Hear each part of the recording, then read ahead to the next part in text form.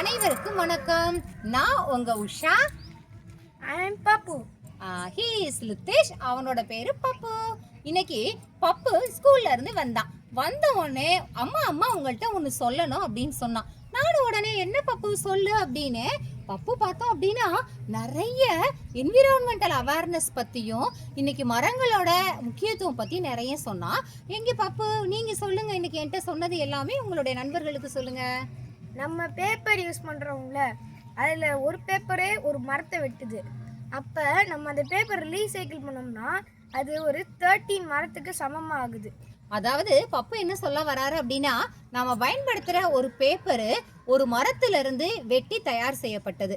இன்றைக்கு நாம ஒரு பேப்பரை சேவ் பண்ணோம் அப்படின்னா கிட்டத்தட்ட 13 மரங்களை சேவ் பண்ணதுக்கு சமம் அப்படிங்கிறாரு. அடுத்து எல்லாருக்குமே தோணும் பேப்பருக்கும் மரத்துக்கும் என்ன சம்மந்தம்னு. மரத்து மூலயமா பேப்பர் உருவாக்குன விஷயத்த நாங்கள் யூடியூப்பில் போட்டு பார்த்தோம் ஸ்கூலில்.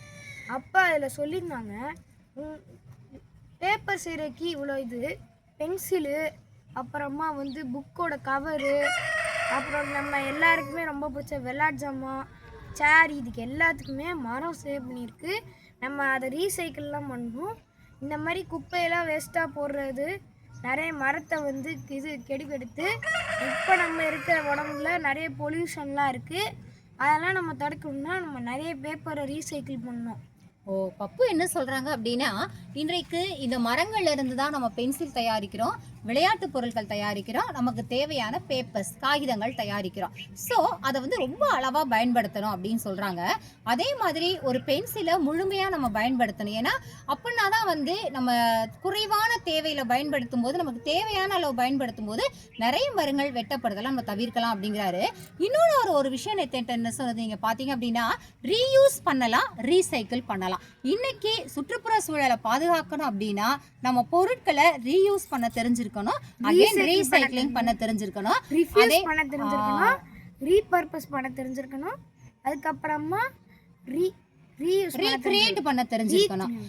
நேத்து நானும் பப்புவும் சேர்ந்து வேஸ்டா போன பேப்பர்ல இருந்து ஒரு பானை செஞ்சோம். அதே மாதிரி பப்பு லித்தேஷ் சொன்னதுனால நேத்து நாங்க ஸ்டேஷனரி ஸ்டோர் போய் விதை பென்சில் வாங்கிட்டு வந்தோம். ஸோ ஒன்ஸ் நாங்கள் அந்த பென்சிலை பயன்படுத்திட்டு அதை இது பண்ணாலும் அது அகைன் இன்னொரு மரமா இருக்கும். ஸோ விதை பென்சில் உங்களுக்கு பிடிச்சிருந்ததா? எஸ். விதை பென்சில்னால பயன் என்ன?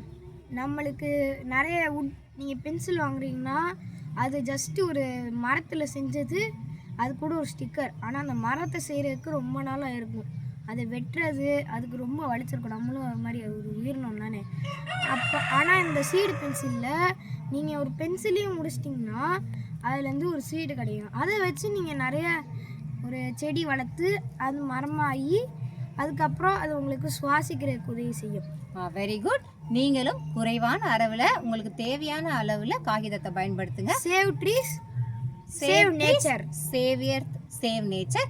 மீண்டும் ஒரு விழிப்புணர்வு பதிவில் சந்திக்கும் வரை உங்களிடமிருந்து விடைபெறுவது உங்கள் குட்டி லித்தேஷ் அண்ட் உங்கள் உஷா மேடம்.